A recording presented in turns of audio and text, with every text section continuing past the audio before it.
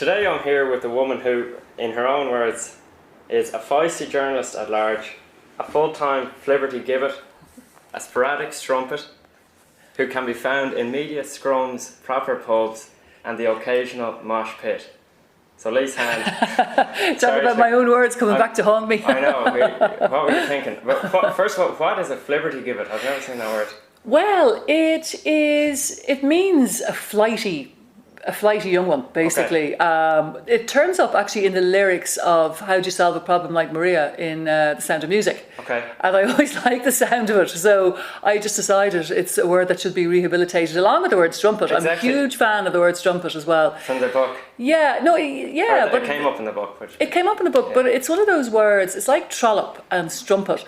You know, there are kind of words to describe, women of, technically women of low repute, but yes. Really just feisty women who wouldn't behave, Yes. And so I'm on a kind of a campaign, one woman campaign to kind of rehabilitate those words. Definitely. So anytime I get a chance to put them in somewhere, I do. Well, yeah, they're right there on the internet for all to see on your Twitter, and you're very active there. And one other thing I want to ask you about, you said buy the Hokey in a little text. I hadn't a clue what you were talking about. So what on earth does that mean? Buy the Hokey? Yeah.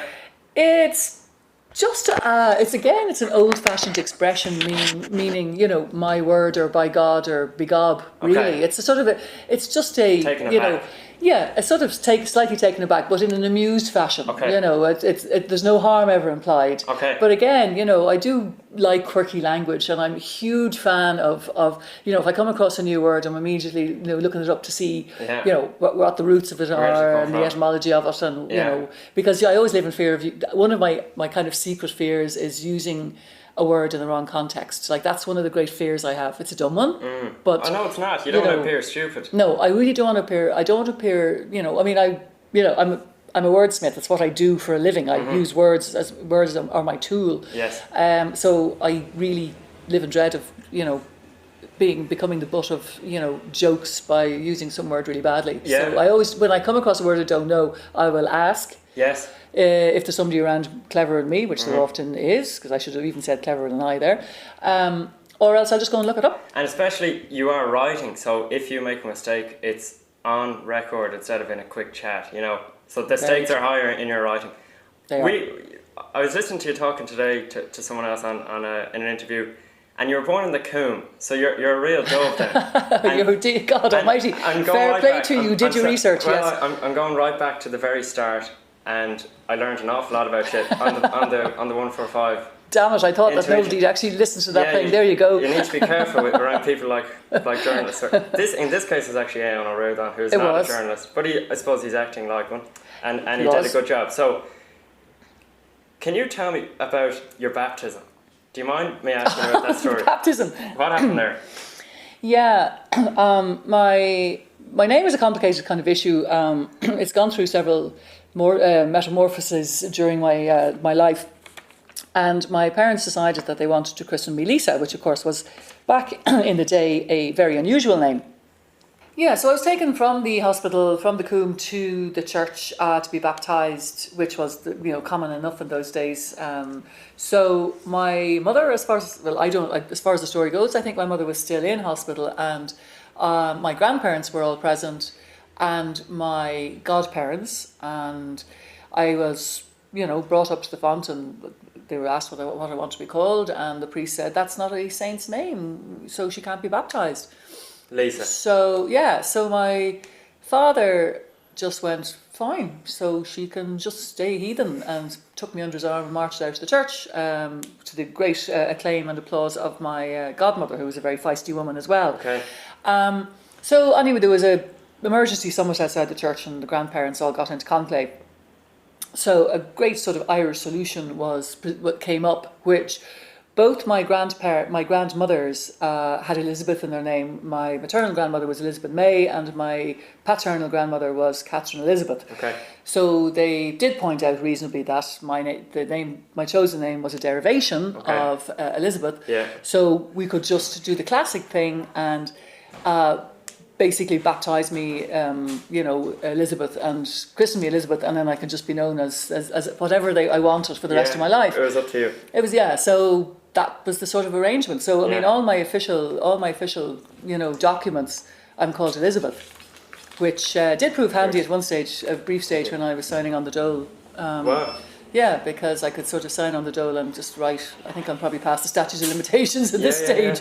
But so I mean, it's a name I've never used, and even all my official documentation now is all, my passport and all my bank cards and all that are my name, Lise, Lise now. So you made that change. Yeah. And that was, in that case, your father bowed down, let's say, or your family adhered to the wishes of the church.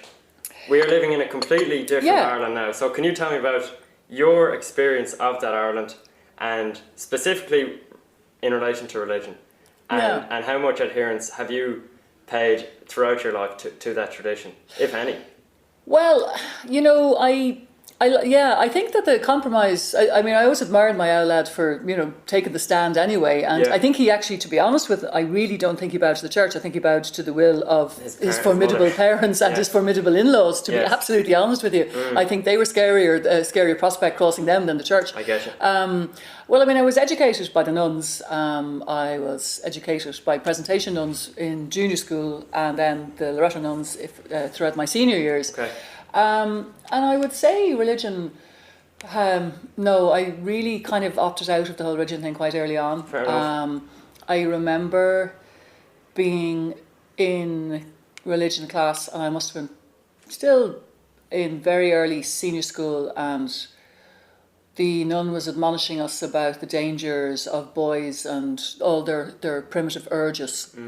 And she suggested that we were going to sit on a boy's knee, that we should have a book the width of a telephone directory between us, so to prevent him having any impure thoughts.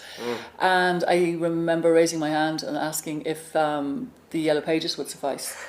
So I think at that stage I sort of realised that, I was kind of going, this isn't for me, So and I think I actually even managed to pick a name, some really obscure saint for my confirmation, Barbara, I think. And then it turns out, I think she had been struck off the list of saints, because it turned out she wasn't a real saint after all. It was some specific Barbara anyway, which I thought, at the time I didn't know this, but I thought it kind of was, somehow symbolic really. No, I mean, I think, very quickly, I suppose my sort of urges to be a feminist, clashed very early on with the strictures of the Catholic Church. In Ireland, particularly with women, our beef against the Catholic Church has almost completely been gendered. I mean, you had things like, the church had such a grip on how the state was run. I mean, you had the marriage bar, by which married women had to, working in the public service, had to leave when they got married. I mean, that was only lifted in the early 70s, 1972, I think. And then you had the pressure been brought to bear on the government to hold the very first referendum in 1982, 83. You'd think I'd know at this stage, but my brain is fried at numbers.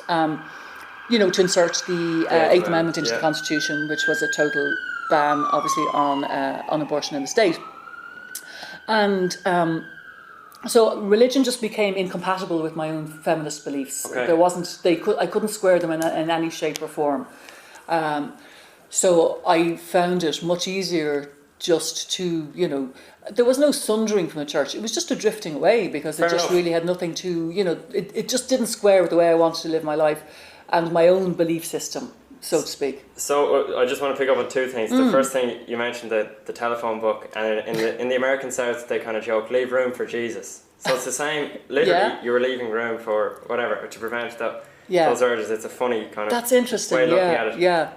Obviously their religious tradition is quite different from ours. But another thing that strikes me, someone pointed out before that in Ireland we had this, I don't want to use the word obsession, but I can't think of a better word.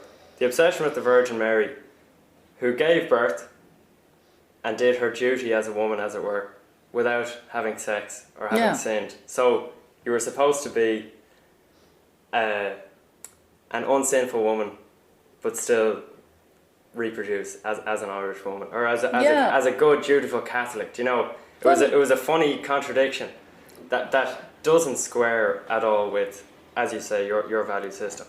Well, I mean, it couldn't, because the Catholic Church, had, they were just so, adamantine about, how women should behave, and, the Catholic Church in Ireland wanted to, well, everywhere, but particularly in Ireland, because it had such a hold kind of over the state, they wanted to interfere with every aspect of your reproductive system, your sex life, how you behaved, in term, with relation to contraception. And these were just ways of controlling, half the population. Every single liberalisation of, contraceptive laws were fought, Yes. I mean, the government and the state went, the government and the church, or the state and the church went, eventually when the state began to kind of, stand up for the people it's supposed to represent, it became increasingly a matter of the two going toe to toe.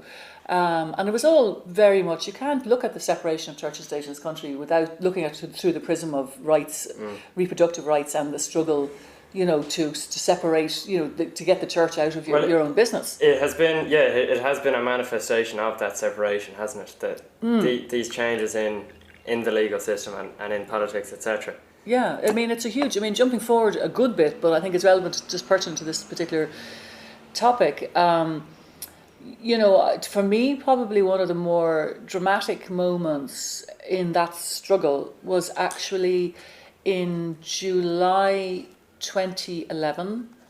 Enda Kenny had only been Taoiseach a few months, and he, in an almost empty Dáil, because nobody was expecting this, he stood up and he gave what is now called his Cloyne speech. And that, to me, I was one of the, I think, 3 journalists that happened to be sitting in the press gallery in Leinster House in our Parliament that day. And I was blown away by it. I was literally... Impressed? I was completely blown away, because it was a beautifully written speech. This was one that he and his scriptwriters had given enormous thought to. The language was beautiful. Really? The sentiments were thought out. But he was doing something that many other Taoiseach had failed to do before him, and he was drawing a definite line in the sand. He was just saying, you cannot look at the damage that the state has done through institutional abuse in this land, and we have to separate church and state. This is, to me it was an extraordinary moment. It was really interesting. You could almost say it was. To me, I think in retrospect, a lot of people will look at that and say that's really the moment where, Ireland really came of age. Wow. I genuinely think it was that important, Wow. I mean, a lot more seismic things have happened, You could go on and look at, the incredibly seismic events that were the two referendums on social issues that passed in 2015, which was the marriage equality referendum, and then the abortion referendum in 2018 last year. But I think, in a way, almost the Taoiseach's Cloyne speech that day, I think that was sort of the official, the Taoiseach of the land stood in our Parliament and made this declaration, And this isn't a radical Trotskyist, anti-Catholic man. That's what made it all the more powerful. Exactly. That's exactly what you said, nailed it. That's what made it so powerful. This came from a West of Ireland man brought up in the Catholic tradition, who was a mass-going individual Catholic. And this wasn't, his Taoiseach at the time was Eamon Gilmore, who was, like a noted complete infidel, So if he had made the speech, it really wouldn't have been as powerful, because it came from somebody from inside the system. That's what just made it all the more dramatic. So I know you're touching on it, but can you give me a little the essence of the value system that you followed that obviously wasn't the Catholic Church? Who did you read? Who did you listen to? What kind of ideological philosophy did you follow, or who did you admire in that sense? Well, or was it just you? Was it your views? Well, I mean, I also took a lot of my own non-religious values from my parents. I mean, I had a great upbringing. My parents were very hardworking, both worked hard inside and outside the home. They both brought us up, to myself and my sister. There's just 2 of us, to be confident and be people, and didn't put massive weights of expectations on us. So I was allowed space to kind of think my own thoughts, and nothing was imposed upon me. Yes. And I then, when I left school, I did go to college. I went to UCD and I studied English and classics. And, so within that, there was an awful lot of reading and philosophy, contained in that. A lot of talking. I was opened up to a huge amount of, literary influences and ideas that I'd never have encountered before. I mean, I was reading everybody from, people like, André Gide and Jean Genet to like Solzhenitsyn. Then I was reading, then I discovered that, and that was before I discovered America. Yes. And, I would say that a lot of my philosophies or, what maybe formed me very much as a writer and a thinker was just American literature. Really? Oh yeah, I mean, I just completely fell in love with America through books and through, through the writers. The good stuff. The good stuff, yeah. I mean, I remember the first time I read, In Cold Blood by Truman Capote, and I nearly died. Really? I mean, I nearly died, and I nearly died a second time. I was resurrected and nearly died a second time when I read Hunter S. Thompson, Fear and Loathing on the Campaign Trail and Fear and Loathing in Las Vegas, and simply because they opened up a world where a person could be a writer, a journalist, but not have to be a beard-stroking serious, journalist, that sort of wrote very serious things that you could like actually... Like a Michael McDowell kind of person. Yeah, like, and this was, this to me was just, this was mind-blowing, and I, so... Ireland in the 80s, I mean, there was a lot of, students were, we no money, we no bread, so, for the crack we go out and have a protest, because it was a way just to get together with your mates. So, I mean, there was a lot of student activity in the sort of early 80s and throughout the 80s, because, Ireland was in the teeth of an economic recession. So, we protested, we hung out and we talked and we went and we saw bands and, there was a huge, a massive, artistic scene in our, then, and particularly the musical scene was taking off. But it was all underground. I mean, Dublin itself was pretty grotty. I mean, there wasn't a lot going on. Tourists were a rarity. I mean, you could spot an American tourist because they were dressed in Kelly green. So it's not like Broadway, you're saying. It's not like the West End where it's this big glitzy kind of affair. It was all underground. Yeah. It was like small little, bars with rooms upstairs or downstairs and bands like, I'm reminded of the Commitments. And was that an accurate depiction? It was so accurate. And, I a few years ago, I actually rewatched The Commitments and I laughed my ass off again. So funny. But I remember looking at Dublin and going, I'd forgotten just how really crap it was. But the van is another. Yeah, I mean, that was Dublin. I mean, there was just graffiti everywhere, in these, people graduated from school or left school or graduated from college and just scarpered out of Ireland. They went to like London or they went to America, illegally, or in an undocumented way, to use the language du jour. But Dublin was pretty kippy. The bright light, and again, would have been the Dandelion Market. That's now held up. The Dandelion Market in Dublin was essentially an open air rag market, which was situated where the Stephen's Green Shopping Centre is now. Okay. And it sold everything with stalls selling everything from antiques to vinyl records. They had live music. It was the very first place that U2 played. Wow. And lots of that sort of whole Dublin band scene began to bubble up. Like the Dandelion Market has grown in, I suppose you'd say, it has grown in mythology in Ireland now. Okay. As many people, were at the Dandelion Market that have been to, 2000, All Ireland finals in Croke Park. Like it's completely exaggerated. I get you. Sorry, everybody, everybody says I was in the Dando when they absolutely weren't. Or whatever. Yeah. So they weren't. But when you again look back at sort of archive footage of the Dandelion Market, it's so grotty. Really. But we loved it because it was kind of this really cool boho market, and it was ours. So it was interesting. There was lots going on in Dublin, but most people just really didn't have money. You just didn't have money. I love what you're saying about Dublin. You clearly are part of the Dublin furniture, and the little spots that someone of my generation wouldn't. Like, I'll give you one example. When the Bernard Shaw was closed, there was this outcry from people of my generation, as if it was some bastion of Dublin. And I'm kind of thinking, listen, it's just some kind of trendy hipster bar. Like, there's another in Rathmines. What's it called? Do you know the one I'm talking about?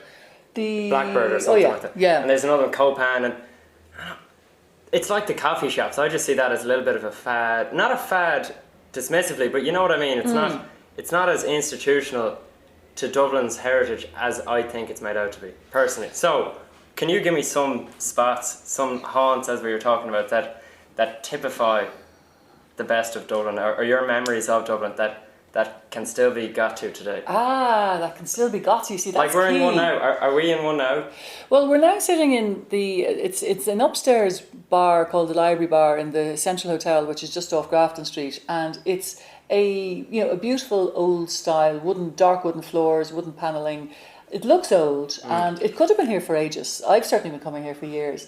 It has that sort of timeless feel to it, but it's interesting because just as you asked that question, I'm trying to think of the kind of the haunts that have been around forever. The places that that would have been around and active in, say, the late 80s, 90s, and there's very few of them left. I mean, the sort of the network of big music venues where a lot of the bands cut their chops are all gone. Really? Places there was a place called McGonagall's, which is again on South Ann Street, just off Grafton Street. The Baggot Inn was the storied, most legendary one, which was a room at the back of the Baggot Inn bar up on Baggot Street, which was probably the premier venue. Really? There was the Underground Bar, which understandably enough was an underground bar off a small bar on Dame Street. I've heard of none of these places. They're all, and they're all It's long so sad. gone. It's a shame. Yeah, it is a shame. There are now a lot of good venues, music venues in town, but that's the sort of the network that had this incredibly vibrant sort of live band scene, which is what sustained us all through the late 80s. Yeah. They are literally all gone. I mean, there are still pubs. We're very close to a pub called Grogan's around the corner, which is on the street parallel to Grafton Street. That's there a long time now, but that's more of a literary haunt. That was a pub that was frequented by the likes of Paddy Kavanagh, Really? Brendan Behan, all the grumpy old men of Irish literature. They all kind of hung out there. Cool. There's actually a very good podcast episode called a podcast series called Three Castles Burning that's done by a guy called Donal Fallon, who's who's a great historian in Dublin if you ever wanted to anything on him. But he goes into the history of Grogan's, and you can often tell the history of Dublin through the bars. There's Toner's on Baggot Street, which is another very famous bar, and it reputedly is the only bar that W.B. Yeats drank in Dublin. Really? He went in once, tried a drink, didn't like it and left. Really? But that was he enough to... a more kind of austere kind of guy, was he? Or? Yeah, he wouldn't have been as much crack now as some of the Really? others. Okay. But a lot of Dublin really has changed, venue-wise, it has changed. The whole city has changed. It's undergone several metamorphoses. I mean, you had... the Celtic Tiger, arrived in, the early 2000s, and the city exploded with wealth and, shops selling all kinds of frou-frou and falderols, and a bit like you were talking about coffee shops earlier on, and they all were swept away, when the cold winds of the recession arrived. The likes of Harry Crosby, or is that his name, Harry Crosby? Yeah, That's Harry Crosby, Harry Crosby developed it. One of the great things he did was he built the Point Depot. I mean, there was nothing down at that. The but Point he Depot. collapsed. Well, he's still in business. I mean, the developers who all died, financially as opposed to actually literally in the crash. Like some of them kind of retreated for a few years and licked their wounds and are back in action now. I mean, at one stage, I know I'm jumping around here a bit, but at one stage in the teeth of the recession, in my role as a journalist, I was at a press conference being held in the office of the governor of a central bank at the time. And his office was in one of the very few elevated buildings in Dublin, which was the central bank in its old building on Dame Street, and he was up on the 10th or 11th floor, which is very high in terms of Dublin architecture, obviously. Yeah. And I remember before the press conference started, looking out the window, or you had a sort of panoramic view from, across the Liffey and the whole way across the north side and all the way down the quays, and thinking, my God, there isn't a single crane over Dublin. And it was quite an extraordinary sight, and it really struck me because the years preceding the crash, Dublin had just been overhung by cranes. Yeah. And now, 2019, if you walk down the quays, there are cranes everywhere. They're back. In one particular spot down, which has been developed on the North Inner Quays, I counted 13 cranes the other day, and that's just in one spot. Like, they're back. Yes, 100%. So, like Fianna Fáil. Well, there's so much to talk about. I need to... Yeah, rock on. I need to rock on because this could go on for a month, this conversation. Well, it can't go on any longer than an hour. You know what I mean? Yep. I want to ask you a little bit about your different roles as a journalist, because you weren't always in the Dáil, for example, where you now reside from time to time. So can you, one particular title caught my eye, social diarist. What is that, and what were you writing about in that capacity? Well, I suppose career-wise, if I was a taxi driver taking from the airport, you'd have me in the cop shop by now, because my route through journalism has been scenic and extremely meandering. Yeah, I mean, I started off, I suppose, as a rock writer in the Sunday Tribune, writing a rock column. Covering the Dublin scene, which in the late 80s was, as I said, incredibly interesting.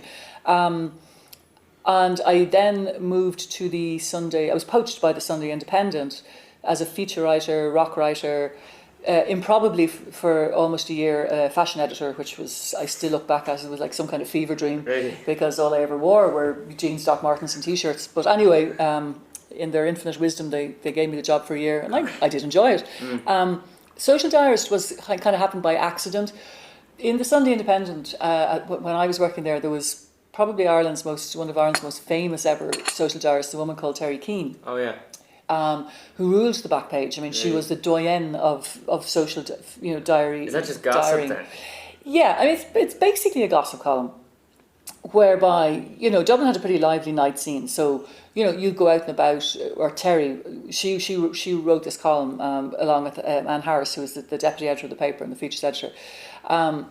She would glean gossip. She knew everybody. I mean, Terry Keane knew she was plugged into. She knew everybody extremely well. She knew one person extremely well, as it turned out, because it subsequently turned out that she had a long-term affair with the then Taoiseach. That was the English woman. She was English. No, she was Irish.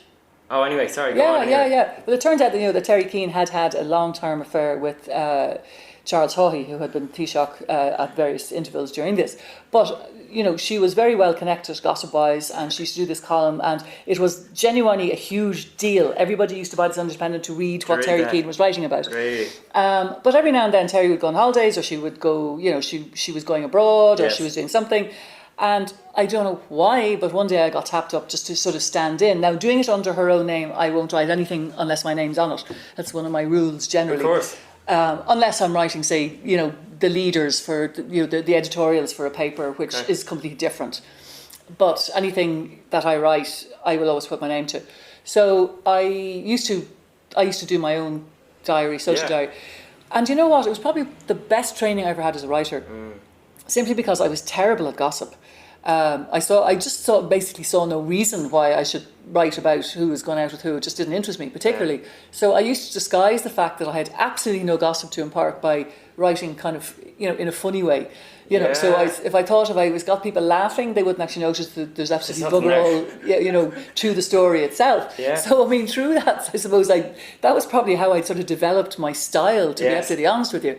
And it was such a fun thing to do, because you basically got to go around to every book launch and every first night opening of a play or any black tie do, and you got to eat and drink for free, and you just got to meet loads of interesting people. I mean, it was for a period of time it was enormous fun, and I thoroughly enjoyed doing it. Cool. And I did it in the Sunday Tribune. Subsequently, I went back to the Sunday Tribune when Matt Cooper took over as editor, and did that for a while. But I kind of got bored after a while. Really? I mean, there's only so much of that you can do. Some people are lifers, but frankly, I got absolutely cheesed off with it after a while. And it was limited. Yeah, I just thought, no, I've had enough of that now, thanks. And I was obviously just more interested at that stage in proper news and politics, and I had been working as a news reporter for years as well. I mean, social diary was only one part of your week. You still worked as a news editor. I didn't have the luxury of just doing that. So, it kind of evolved. Once I got to the Sunday Tribune, I really went in 100 different directions. I was doing news. I became the arts and culture editor. I designed and launched the Sunday Tribune magazine. So I was sort of doing an awful lot of different things. Yeah. Then I was over. I spent a few years living in New York.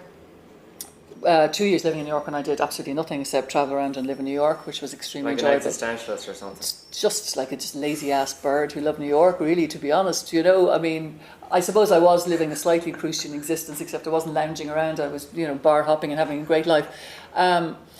But I, you know, when I came back from the States and settled back down in Ireland, I went back to the Irish Independent, and you know, then I was doing much more news and features, and I really got into, you know, I sort of got into writing more political things, Okay. and I found a wonderful niche there, which was sort of what I call news colour writing, and I think that's probably the most interesting and enjoyable thing I've done in a way, because it's kind of hard to describe. You know, if you have a big news event, it could be anything. It could be an election. It could be the funeral of, you know, of somebody following a. Yeah, or else it just could be, you know, the funeral of maybe somebody young or somebody who died very tragically. Yeah.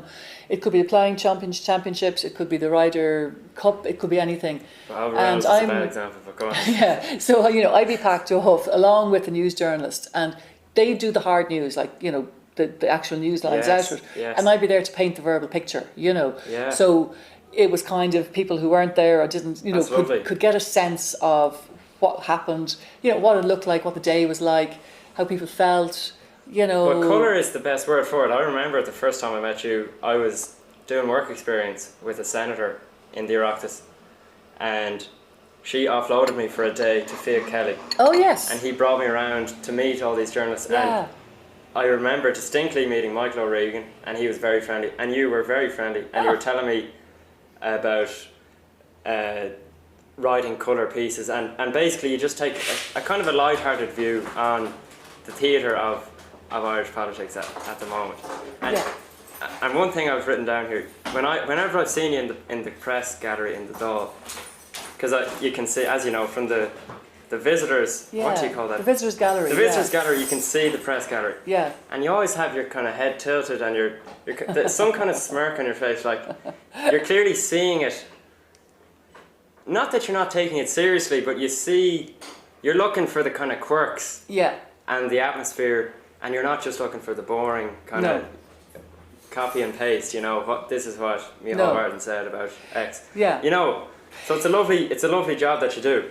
Well, thank you. I mean, it's, you know, that's the interesting thing, you know, when some, you know, the closest, when I'm trying to describe what colour writing is, it's kind of, I always say, it's like, you know, you finish work, you're meeting your best pal or your partner for a beer, and you settle down at a bar, 2 bar stools, and your companion turns to you and says, so, you know, what kind of day did you have? What happened today? And you tell them, you know, wait, I'll tell you what happened. You know, the Taoiseach said this, and God Almighty, and then there was this row, and God, you could have cut the atmosphere with a knife. Yeah. And you know, that's how you write it. You know, it's sort of you're just trying to draw people into the story. Yes. And you know, and it's a massively enjoyable thing to do. I mean, it is. And you know, anytime I was involved in a row with the news desk, you know, particularly say when I worked in the Irish Independent, or you know, I would always just turn around, and my final line was always, well, colours are like the only thing anybody reads in this bloody thing anyway, you know. Whether it was true or not, I would like to think it's true. It may not have been. Because you can get the news on RTE, you know, you can't get Lise hand in the headlines on News Now, you know. Well, I mean, I think, you know, colour writing, I mean, I was also very fortunate, you know, to have, and I mean, I wouldn't call her a rival, but she was my counterpart, I think is the best word in the Irish Times, Miriam Lord, who is, you know, a colour writer, you know, an absolutely excellent colour writer as well. And I think it was actually worked really well, because the two of us, you know, I was in the Irish Independent, she was in the Irish Times. I replaced her in the Irish Independent, essentially, eventually after a while. And I think, you know, it was great because it kept my game raised, because I knew that, you know, there was going to be a very high standard in the Irish Times. And that was sort of added to the enjoyment of it, you know. Cool. And it was great. And I was privileged to see to be at the front seat of so many incredible things that happened. Yeah. Because I was the colour writer. So it gave me, I mean, fine, I wrote some decent pieces, but my God, what I got back in return was the opportunity to do some mad stuff, really? You know. Yeah. Wait, what do you mean, what you got back in return? Well, I mean, not too many journalists, you know, can say that they've stood in the Oval Office, you know, more than once, you know. And you have. And I have. You know, I got to look at various interesting elections, like, you know, more recent years, the Trump election. Yes. I got to cover the last papal, you know, conclave when, you know, the current incumbent Pope Francis was there, and that was all through the fact that I was a colour writer. Yes.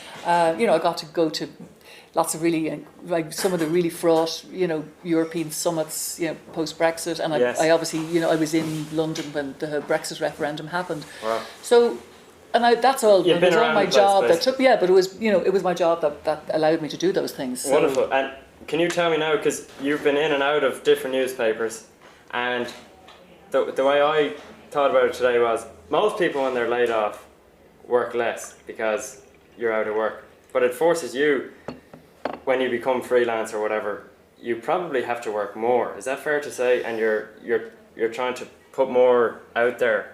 Is that fair? Well, do you have to work harder when you lose your job? Is that fair to say? Losing your job, you know? I mean, I left the Irish Independent News Media in May 2016 under difficult circumstances. Okay. It didn't end well. Okay. But I was very fortunate that I moved more or less immediately straight into the Times Ireland, who had set up their new edition, their Irish edition. Yeah.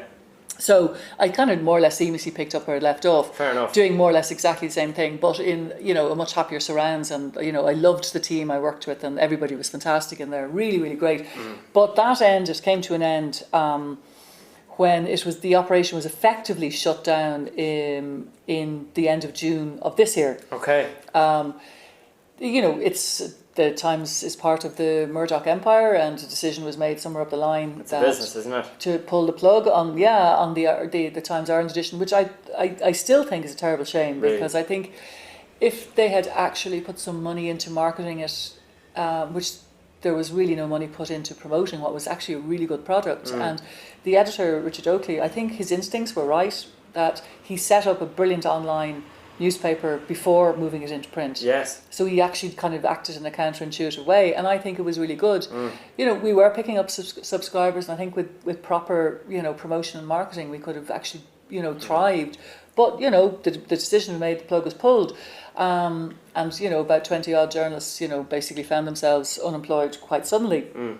Now, it's a mark of the, I suppose, level of talent that was there, that most of them picked up work almost straight away. Fair enough. And that is in the, you know, the teeth of a very difficult time for the newspaper industry. I mean, every newspaper, every media organisation, print and broadcasting, is undergoing massive contractions at the moment. We see it in RTE, we see it in Virgin Media, across the Communicore stations, all print. Everybody is, you know, seeking redundancy, you know, people to take redundancy packages, you know, cuts to payments or everything. I mean, it's a really difficult time because the whole industry is, you know, under threat.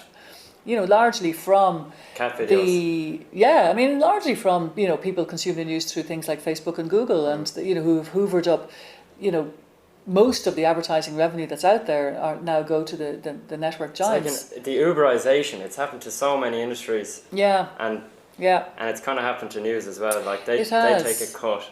They do. They do give you some news, but it's squeezed, and you know so all newspapers are engaged in this sort of trying to existentialist fight, really, to try and figure out how to keep going, how to harness tech, how to, you know, and keep up with the changing way people consume news, you know, how to finance their operations. And there's a pretense now that because it's so accessible to write, like I'm doing now, I write blather and I put it on my website, and we get news so easily that it's seen, there's a pretense that anyone can be a journalist, but that's not true. No, it's not true. As you know. No, and I mean, this is something I feel quite strongly about, and I don't think I'm being overly optimistic, though I am kind of a glass half full kind of lass. But I think that there is a shift back in the public consciousness to a small extent, and I hope it's one that will increase, that, you know, in an area, in sort of where we are now, which is fraught obviously with fake news and disinformation and misinformation, that journalists who are experienced, professional, trained, will become more valued and more valuable, both things. That they will become in themselves trusted news sources, like they themselves, because they know They have contacts. They know how to gather news. They know how to, how to put it together. They know how to confirm it. And I think that this might happen, is that even as the bigger news platforms might suffer hits, that some journalists themselves will become more trusted. I get you. And I think there's another interesting, and I think it's very much grassroots at this stage, but I'm plugged into it to a certain extent. I think that one of the greatest tragedies, and I think that it's probably responsible to a huge extent for the shocks caused by the Trump election and by the Brexit referendum, in particular those two, is that the vast number of the redundancies in journalism have happened in the regional newspapers, particularly in America. I heard you say that, yeah. Yeah, and that meant that, and I probably talked about this again, so I'll just basically what happened was, when you take regional journalists and local journalists out of the picture, local communities who are used to having, say a newspaper or publication which reflect their particular concerns, that it suddenly goes that, a journalist that they would see at things like local council meetings, residents' meetings, protests, local protests, that they know they could go and, say, look, this is a matter of concern. That conduit is gone. Connection. That absolute connection is gone. And the larger national newspapers and media organisations, used to plug regularly into the regionals to see what people were thinking on the ground. Yeah. And they didn't have that network anymore. And moreover, because of the incredibly sort of stringent cuts to their own budgets in the nationals, when they were covering large events like elections, they would just send, shock troops. They would have shock troops who would just dip in wherever the president or a presidential candidate... Have a shot of whiskey and get out of there. Yeah, do a quick piece and then scarper back to the office, because they didn't have the budget to keep them on the road. Yeah. So what was going on the ground in America, what was going on the ground in the north of England, everybody missed it. And that was because those journalists aren't there. Now, I am beginning, and it's really small at the moment, but I know of several people who are successfully setting up and now running online kind of local newspapers that are using sort of professional talent and maybe journalists who are had left the business early or whatever, to sort of to revive those. Here or over in America? No, I see it here. I see it here. I mean, I can put you in touch with one of the guys if you like. He'd be very interesting to talk to. And I think that that's part of people understand that to fix broken media, you have to fix it from the ground up and from the grassroots up. And I think even the larger organisations are realising this now. So the demand, I think, what you say is absolutely right. But the demand for trusted people is increasing. Yeah, and it won't go away, even though. No, I mean people will. I mean print newspapers may well be doomed. Because most people, I mean, all the stats point to most people consume their news online or on various platforms, multimedia platforms. Then again, I mean, they did say that vinyl was dead as well, and the CD had driven a stake through its heart. So, and here we are, vinyl shops, even in Dublin, we've got new Golden Discs opening up new branches, in several locations. God, so I thought they were gone, yeah. So you never know. Suddenly, newsstands might be bristling again, but I don't think so. But people will always need news. They will always need to consume news, and they will always, I think, eventually suddenly realise that the vast, just soup of information, and that's out there on the internet. They don't have time to kind of like pick through to try and find the juicy bit, the good bits. Yes.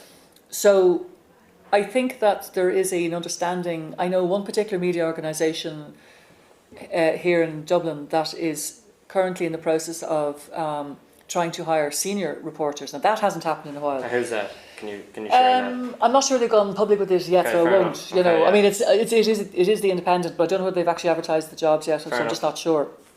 But they, I think there's an understanding that when the crash happened when the crash happened and technology exploded at the same time, which was a perfect storm for media, because we lost the advertisers, but also all the media organisations scrambled to try and, catch up with the tech. And in the middle of that, what some of them very incredibly unwisely and very short-sightedly did was they did a massive cull of their more expensive senior journalists. Yeah. Which meant that... What you need the most. At a time when really what you need the most are people who have been around the block, that understand a word called context. Yes. So when something happens, Yes. there was somebody there going, you know what, that happened 10 years ago and it actually wasn't that big a deal. Yes. Or, yeah, that actually links back to this, or yeah. this. Or, Yeah. you know what, we should talk to so-and-so because they were here before. They were all gone. Yeah. And all that institutional memory and all that ability to put things in context vanished. So then you'd have all these, you know, newsrooms Activists. getting, yeah, like, you know, or else you just get newsrooms getting in their, you know, their boxers in a bunch over like some story, and then it turned out to be nothing at all because there wasn't anybody senior to go, this is a nothing burger, this is nothing, stop fussing about it. So that kind of vanished as well. So I mean, it was just a bad decade for journalism. I will say one thing, it's funny you mentioned we don't have time to sift through things to get the quality, and that's true up to a point, but one fascinating response to this lack of trust in the traditional media is, or lack of value in it, is this whole thing of podcasting. I hate the word podcast, but it does facilitate long form dialogue between one person and another, or more than two people, like this one, which the technology has facilitated me. I'm going to stop recording and I'm going to share this in full, and that's amazing. And whoever you can listen, the reason it's so revolutionary is it doesn't waste your time, because you can be sitting on the bus, you can be cleaning your dishes, you can be driving your car. You can't read a newspaper or watch the news really while you're doing all those things. No. So that, for me, that's the shining light in all of this. Yeah. And I'm sure you've gone and done interviews with other people. Yeah. In a similar vein. So that and you're a writer, I know, so it's not fully your realm, but that's what I take from it. You know what I mean? Yeah, no, you see, I think the interesting thing about journalists, I think particularly experienced ones, is we do tend to be very adaptable, or to use one of those hideous phrases, we tend to be change agile, which is one of those expressions that I would like to put a knife through. But, you know, I mean, I'm not completely haggard old bag, but when I started off, thank you very much, but, you know, this is audio. But, you know, when I started, the very first implement I typed a story on was one of those old Underwood typewriters. Like, it wasn't plugged into anything, it was one of the old Underwoods. Really? And, you know, that you see in black and white movies about newsrooms. That was the first thing. And now I write stories with my phone. I get so, it. You know, I've undergone so many, you know, different forms of communication. And I think an awful lot of journalists love the medium of radio and podcasting. I adore podcasting. I know your next question is going to be tell me about it, and I won't because it's in development, but like every other hack, I have a podcast ready to roll in the new year. And I've always loved the format of radio because it's all storytelling. And I love the intimacy of storytelling that you can do on a podcast, exactly like you said. Radio, I mean, for instance, well, I was, you know, just recording a review of the decade for one of the radio stations, one of the shows of one of the radio stations. And I had to try, and they were saying, there was two of us, and we had to try and condense the political review into 8 minutes, which is insane.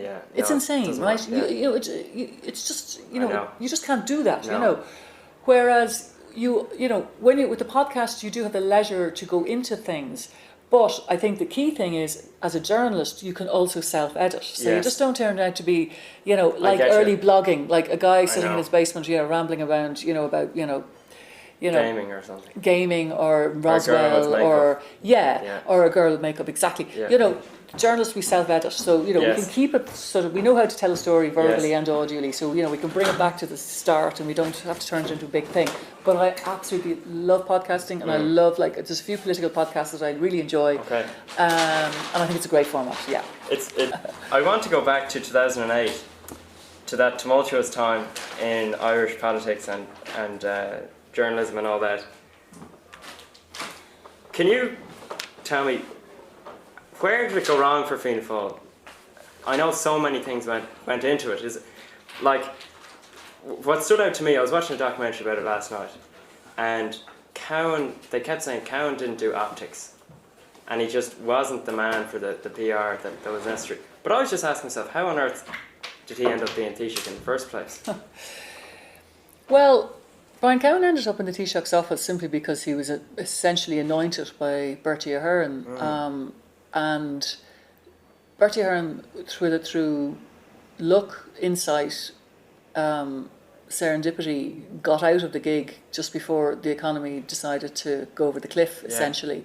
I always say that, you know, Brian Cowen, you know, he literally was appointed in May 2008, and the economy went over the cliff almost straight away. And it wasn't his fault.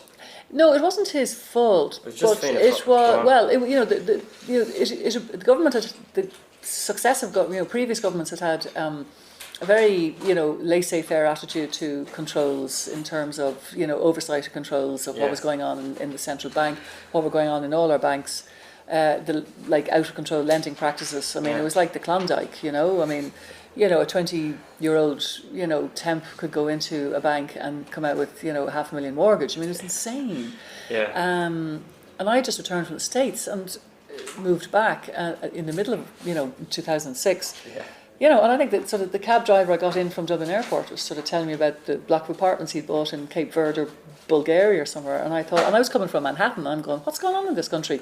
And all the warnings, there were a few economists that sort of said, this isn't going well, lads. Yeah. And they were ignored. Yeah, and they were all ignored.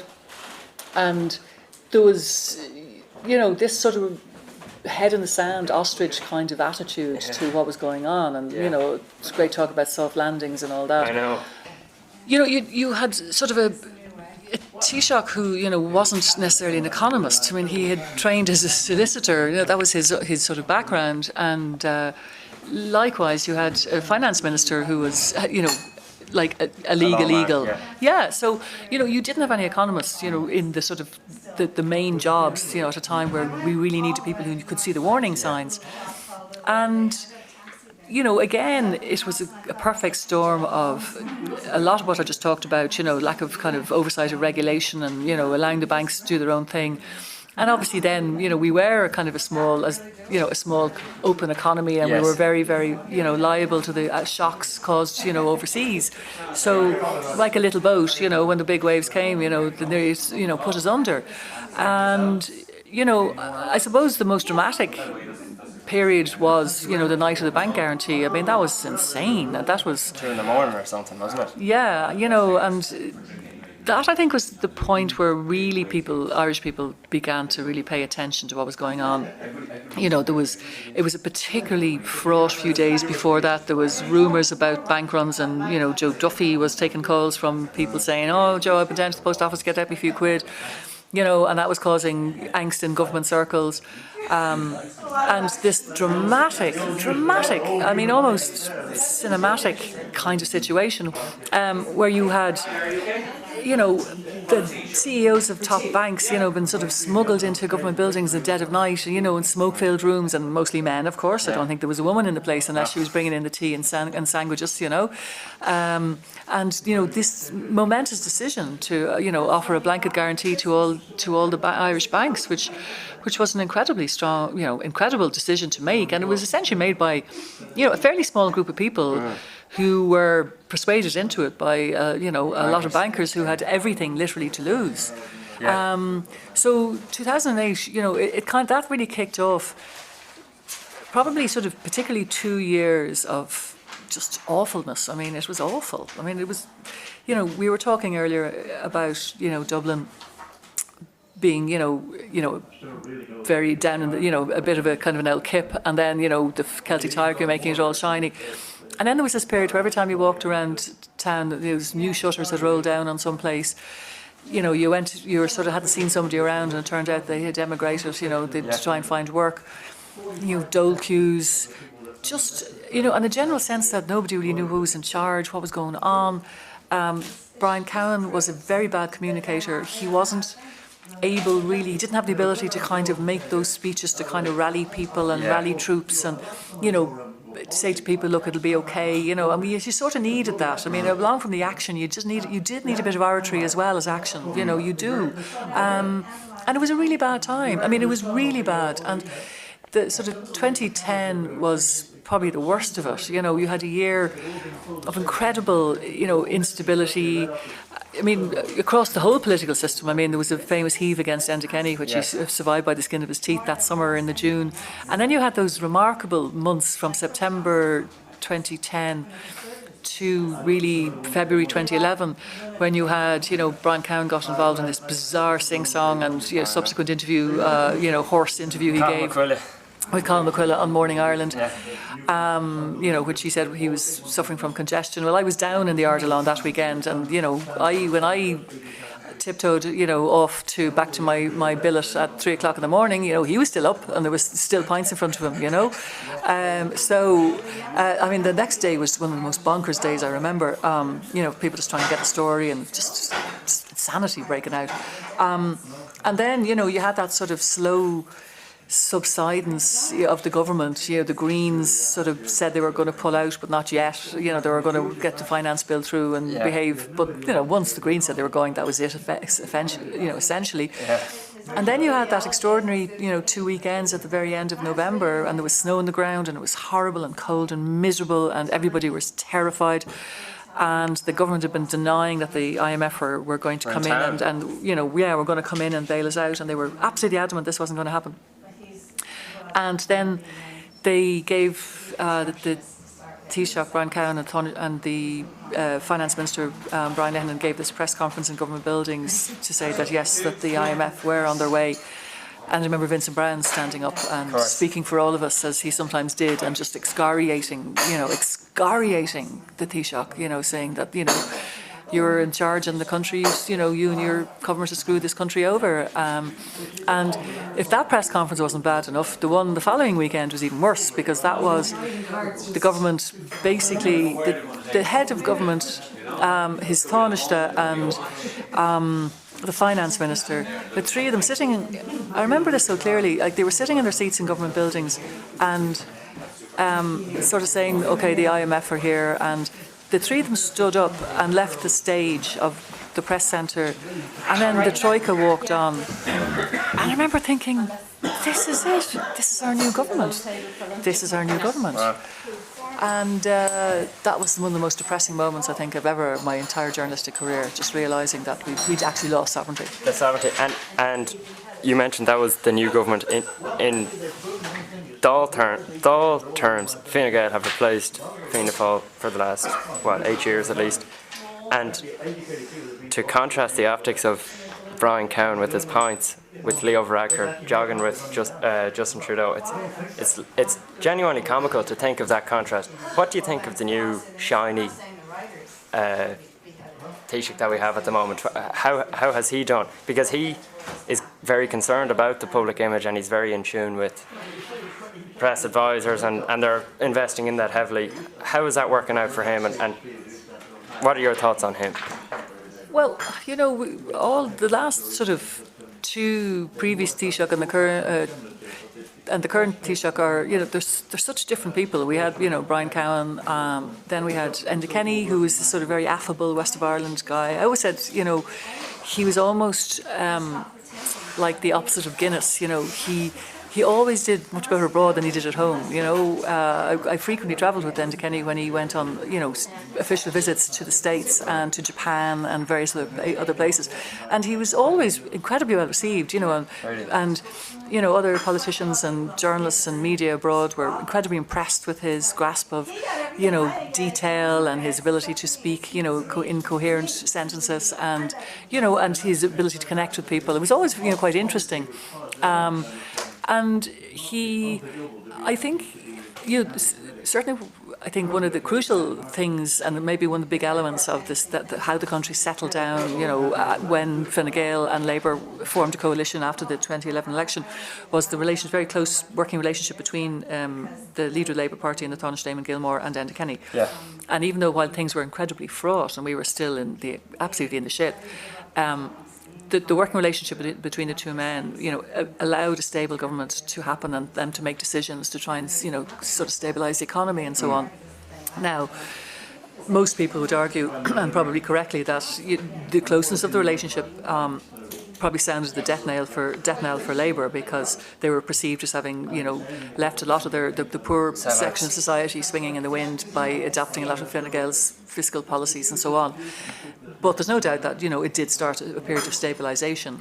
And then, of course, Enda was replaced in the summer of 2017 by Leo Varadkar, who was a completely different kettle of fish. He was I mean, if you look back to the Ireland we started talking about, you know, the notion back in the sort of late 80s that one day there would be this, you know, the son of immigrant parents and a gay man, like, you know, as Taoiseach of the country, you would have thought that, you know, somebody had slipped some magic mushrooms into your pint, you know. And he's a very different operator. He prides himself on very much speaking as he finds. He's very contradictory. You know, he says I'm a straight speaker, but then again he is also very conscious of his image.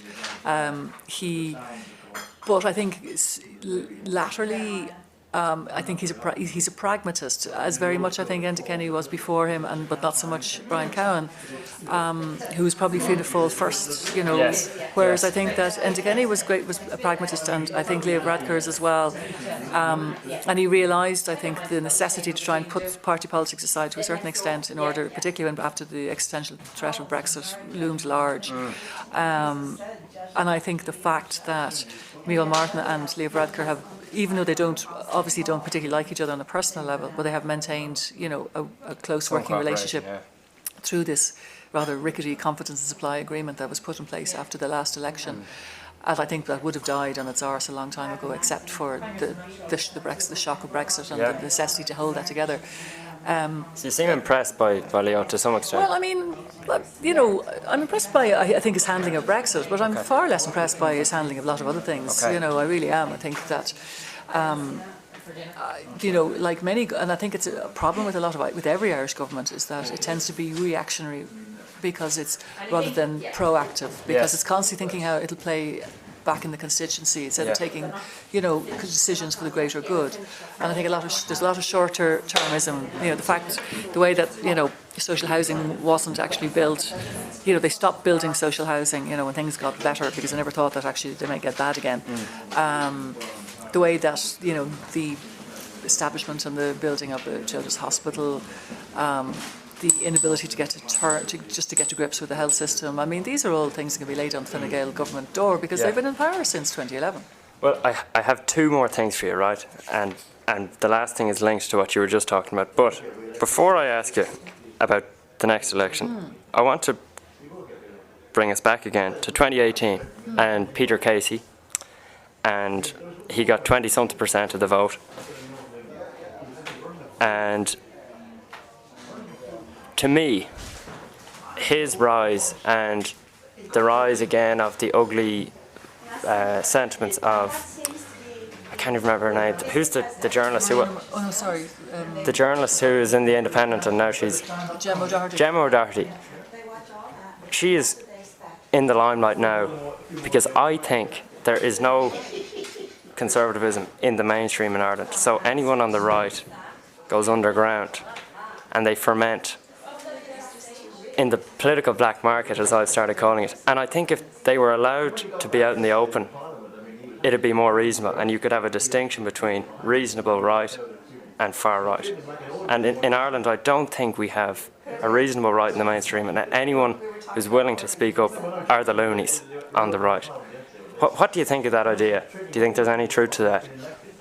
Well, I think conservatism has probably taken a back seat in Ireland in the last few years simply because, well, it should do, because it ruled the roost. And I think, you know, the progress in Ireland has made in the last 3 or 4 years, you know, largely as we spoke through the two incredibly, you know, exciting and seismic two referendums, which righted or wrong, you know, and I suppose people on the more liberal end of the political spectrum, you know, sort of moved centre stage, you know, at that time, and rightly so, because, you know, they'd spent years trying to, you know, fight off people who wanted to block progress. Yes. But I think I think you're absolutely right. I think that there is, you know, a mainstream conservatism that really probably hasn't really gelled around anything in particular. It hasn't got kind of a central voice. It's quite diffuse. But these people exist because a third of them voted no to the 8th Amendment referendum, and 2/5 of them voted no to gay marriage. So there's an awful lot of people who feel these things, but they're not being spoken for, you know. Yeah, but I that's a very good point. But I think within those groups of people who voted no, there's also it's not one amorphous More no. moderates. You know, there would be a lot of moderate conservatives who just genuinely, you know, because of their, you know, their beliefs, maybe their religious beliefs, or they just felt that the progress was the pace of progress was too fast. Yeah. And they've been really, you know, they've been slightly sidelined. They don't really have anybody speaking to them.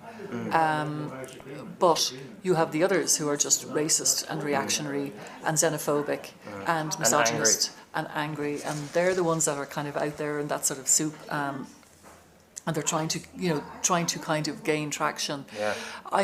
You know, having said that, I'm also think that there is a danger that the liberal view is that the both sides argument, you know, is a valid one, because not always. I mean, we saw Donald Trump talk about, you know, there were good people on both sides, you know, at the time of the Charlottesville protests, and I'm always slightly worried about that, because you know, you can be correct and you can be wrong.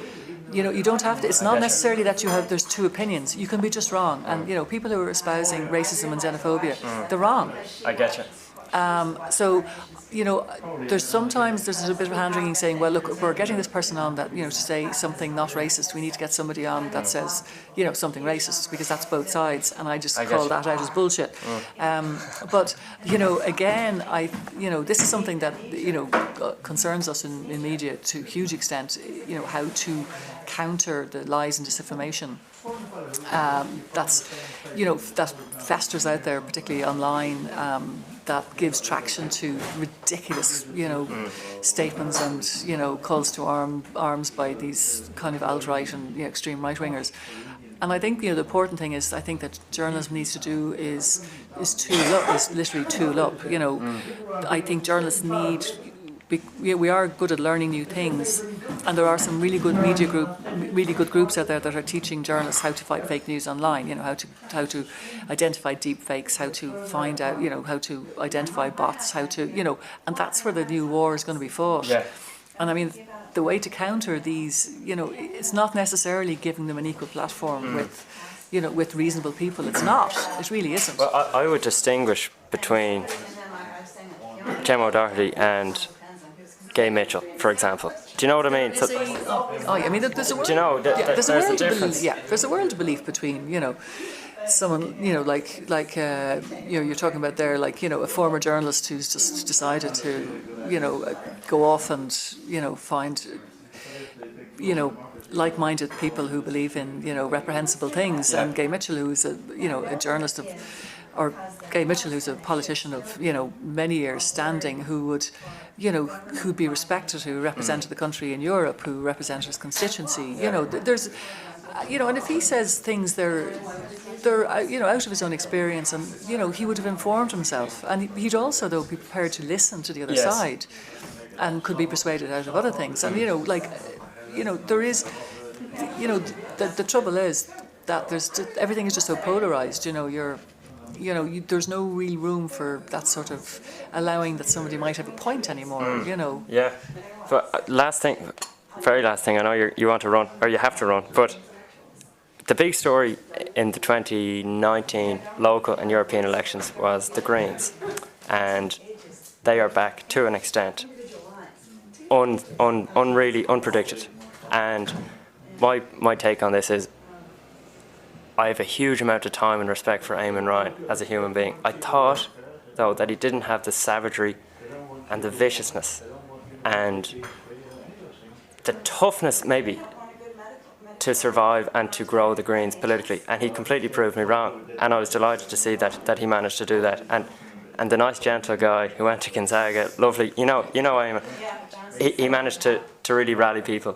But he benefited, obviously, from the global trend and everything. What do you see happening in the election in 2020, presumably when it comes, or whenever our next general election is? Who will be in charge? Do you think the Greens will be in there again to some extent? Or who will be leading? Well, I mean, you know, I think first fair play to Eamon Ryan, because, you know, when his party was annihilated in the 2011 election, he did, you know, he stayed on. it was total wipeout. They lost all the seats, but he didn't run for the hills and take a nice cushy number. He stayed there and he rebuilt the party. And you have to take your hat off to him, no matter what you think of the Greens. That was a brave and that was a plucky decision. And the Green Wave, it was. People were talking about a green tsunami. It wasn't in the local year, but it was incredibly encouraging. And it was bigger than green roots. It was green shoots. And of course, they also took a seat in the by-election in Dublin Fingal last month. And I think this is augurs very well for them because I think that they will probably pick up a few more seats in the next general election. They've had a bit of time because this government has lasted longer than anybody thought, so they have had time to, select candidates, put candidates in the field. I think they did probably better even in the by-elections, recent by-elections, than they thought. With their other candidates down in Cork and Wexford did actually quite well. So I think everyone will be looking forward to 2020 with some degree of anticipation. Now, of course, the big question will be, when the votes are counted, do we have another sort of slightly stalemate like we did in 2016, where there's very few number of seats, separates the two main parties, Fianna Fáil and Fine Gael, and therefore would require some kind of rainbow coalition, and do they play a part? And then, of course, he will have the headache of, depending on how green they are, whether they feel that it is more beneficial for the Green Party to remain in opposition or else go into government and effect a change. Now, again, it's a generational thing as well.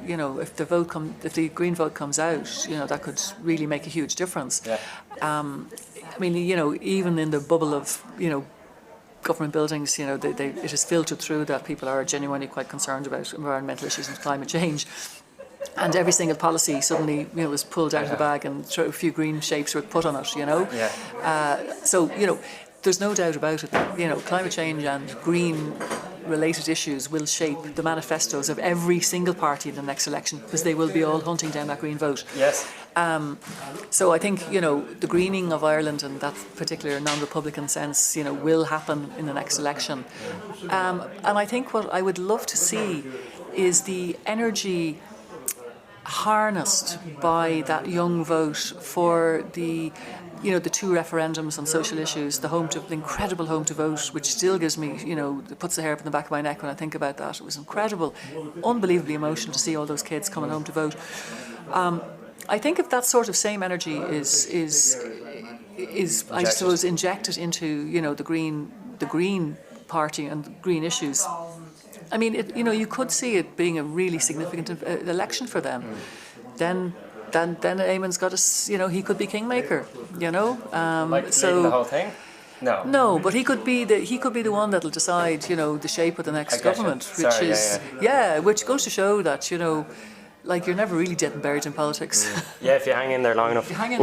One little example of a potential stomping ground for the Greens would be Dunleary. Mary Mushrow O'Connor, I don't know how well she's performed. She might survive. Maria Bailey's gone. Sean Barrett will be gone. So that's at least two Fine Gael openings. I don't know about Richard Barrett, but Oisin Smith there, he's now the chair of Dunleary County Council. So that's a perfect opportunity for them to kind of capitalise. And again, a nice, gentle man. He's not a big, loud. You know what I mean? So the time is coming. It is. At the good time for them. Certainly, any constituency with along the seaboard anywhere, and we are an island, so that's a lot of them. Is going to have a certain issue in a certain kind of mind to green-related issues, given the effect of rising seas and so on. Then again, that's also tempered by the farmers, who obviously want no hand, act or part in a lot of the green initiatives. To cull the national dairy herd and the national cattle herd. So it could go well for them in some parts and well in the other. But but once it's going to be a fascinating election, and it's going to be the last thing I will say is I predict it will be quite a dirty election. I kind of liken Fianna Fáil and Fine Gael, to a bunch of kids who've been cooped up in the back of a car on a really long journey, and they've been kind of kept quiet with iPads and chocolates and sweets, and they kind of get to the destination, the doors open, and they all kind of fall out and start baiting the head off each other, and it's just pure adrenaline because they've just been cooped up together too long, So I suspect that we might see a bit of that in the next election. Who's the next Taoiseach? No comment. I am absolutely not making a comment on that. All right. Yeah. Lise, thanks a million. No I worries. really appreciate you joining me today. Great to be here, Fergus. Thanks a mil.